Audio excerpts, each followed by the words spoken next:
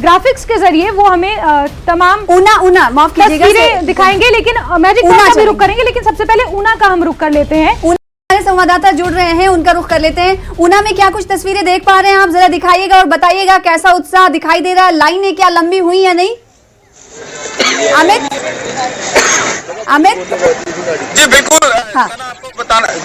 सना आपको बताना चाहूंगा जी सना आपको बताना चाहूंगा कि ऊना जिला में सुबह 8 बजे सभी मतदान केंद्रों पर जो है वो मतदान जो है वो शांतिपूर्वक संपन्न हो गया था। बाकी जाए जिला ऊना के 5 विधानसभा क्षेत्रों में 515 पोलिंग बूथ जो है वो बनाए गए हैं। इसके अलावा 4,24,813 मतदाता जो है वो इस प्रक्रिया में हिस्सा ले रहे हैं। वही 26 प्रत्याशी जो है वो चुनाव मैदान में की बात की जाए तो इस समय आप देख सकते हैं यहाँ पर लाइनें जो है वो लगना शुरू हो गई है। जैसे जैसे धूप निकल रही है और मतदाता जो है वो घरों से बाहर निकल रहे हैं और मतदान के लिए यहाँ पर आ रहे हैं। आप देख सकते हैं कि यहाँ पर महिलाओं की काफी संख्या जो है वो देखने को मिल रही है। काफी महिलाएं जो है वो यहाँ पर मतदान करने आए हैं। बिल्कुल अमित, धूप खिली हुई है, चेहरे भी खिले हुए हैं, दिल खिले हैं या नहीं खिले अपने प्रत्याशी को लेकर, जरा पूछिएगा इनसे। युवा वोटर से बातचीत कर रहे हैं।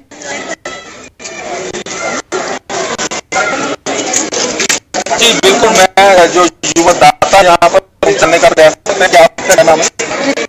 पहली बार मतदान करते हैं? क्या मानते हैं?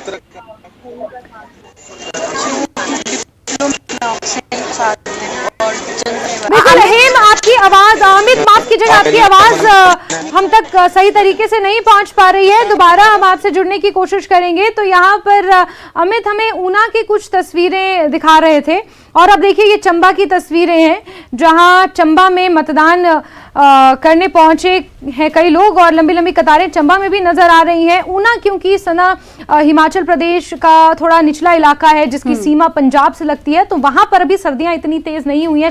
कारण है कि वहां पर लोगों की भीड़ ज्यादा नजर आ रही है क्योंकि धूप वहां पर चमकी हुई है। महिलाएं हालांकि हमने देखा कि कतारों में लगी हुई हैं और 28 लाख से ज्यादा आंकड़ा है महिलाओं का, महिला वोटर्स का, जो पहुंचेंगी मतदान करने। और इस बार मतदान का प्रतिशत बढ़ाया जाए उसको लेकर कई कदम उठाए गए हैं।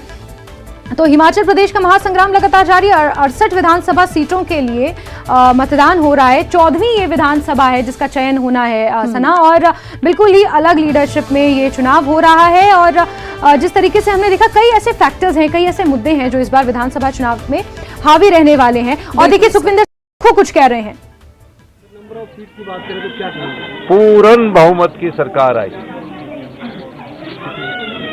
धन्यवाद।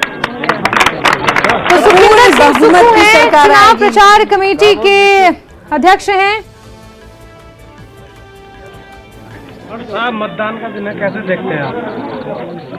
आज तो मतदान लोकतंत्र के उत्सव का दिन है और भारी संख्या में आज मतदाता अपने मत का प्रयोग कर रहे हैं। मैं हिमाचल प्रदेश के सभी मतदाताओं का धन्यवाद करना चाहता हूं कि हिमाचल प्रदेश की राजनीति में जो हिमाचल का मतदाता है बड़ा जागरूक है और तकरीबन 75% से ऊपर हिमाचल प्रदेश में जो भी चुनाव होते हैं उसमें मतदान होता है।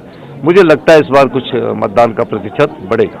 इस बार इस चुनाव में कांग्रेस को लेकर क्या सोचते हैं आप? कांग्रेस की गवर्नमेंट बन पाएगी या नहीं बन पाएगी? निश्चित तौर पर पूर्ण बहुमत की कांग्रेस की सरकार बनेगी, इसमें कोई दो राय नहीं है।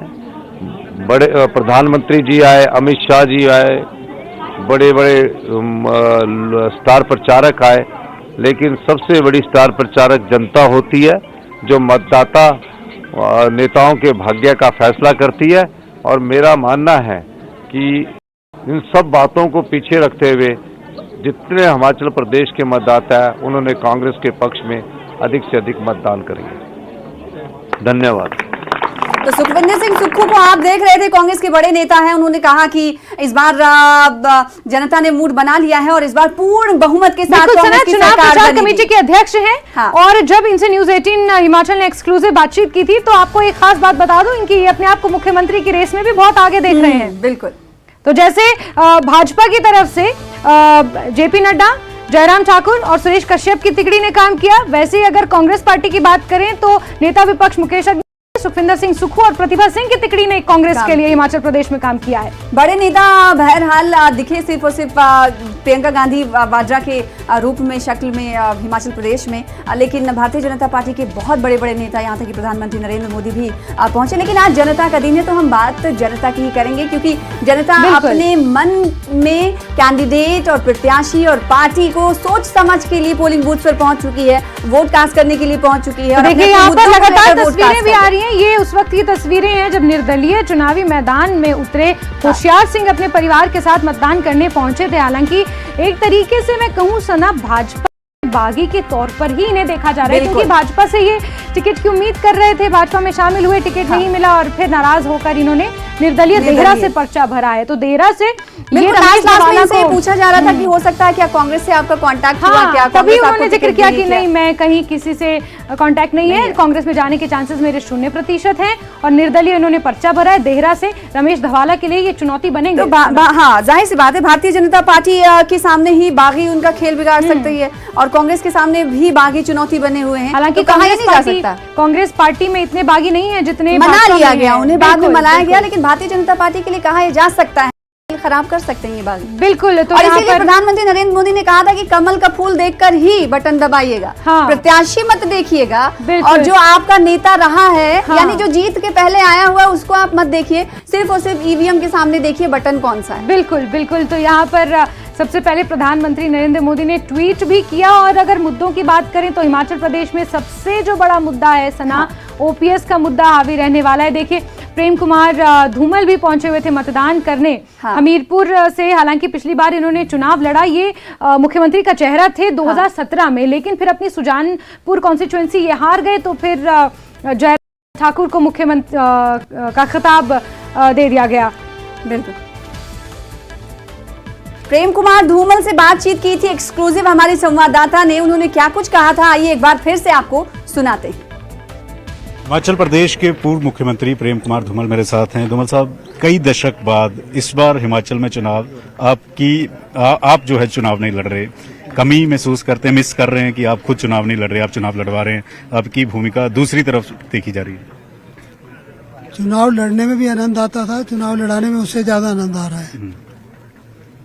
और मैं चुनाव लड़ नहीं रहा हूँ, जैसे अपने पर लड़ा रहा हूँ और दिन रात प्रचार किया है। कमी खल रही है कि हर बार जिस तरह से आप चुनाव लड़ते हैं एक अलग जोश, एक अलग जुनून होता है, वो इस बार आपको कैसा लगा इतने लगभग 4 दशक बाद? मुझे अच्छा लग रहा है कि अच्छा काम हो रहा है, डट के काम कर रहा हूँ, जिन लोगों ने मेरे लिए काम किया था उनके लिए काम कर रहा हूँ। हिमाचल प्रदेश में पार्टियां पीछे रह जाती हैं, 2 नाम सबसे ज्यादा चलते थे, एक वीरभद्र सिंह, कांग्रेस पीछे रह जाती थी, एक बीजेपी की तरफ से आपका नाम। वीरभद्र सिंह दुनिया में नहीं रहे और जो चुनाव इन दोनों चेहरों के इर्द गिर्द घूमता था, इस बार दोनों नहीं। किस तरह से आपको लग रहा है इस बार? मैं तो व्यक्तिगत तौर पे खुद सबके सामने हूँ, चल रहा हूँ, चुनाव लड़ा रहा हूँ और कांग्रेस के हर पोस्टर में वीरभद्र का फोटो, लगातार उनका फोटो लगाया जा रहा है। तो वीरभद्र सिंह जी भी फोटो के माध्यम से जनता में मैं क्रियात्मक तौर पर सबके सामने हूँ। वीरभद्र सिंह के बिना कांग्रेस चुनाव लड़ रही है, जो उनकी स्ट्रेटजी रहती है, जो उनका एक कदर है, उनके बिना लगता है कांग्रेस को एक बड़ा नुकसान होगा। हाँ, कांग्रेस को घाटा तो रहेगा।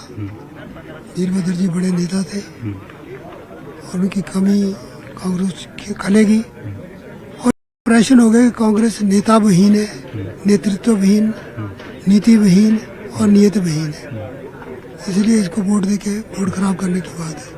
क्योंकि आपका वीरभद्र सिंह के साथ एक नाता रहा है, दोस्ती भी रही है, दुश्मनी भी रही है, कोई ऐसा तजर्बा जो चुनावों में वीरभद्र सिंह के साथ आपका रहा हो जो हिमाचल के लोग जानना चाहते हो?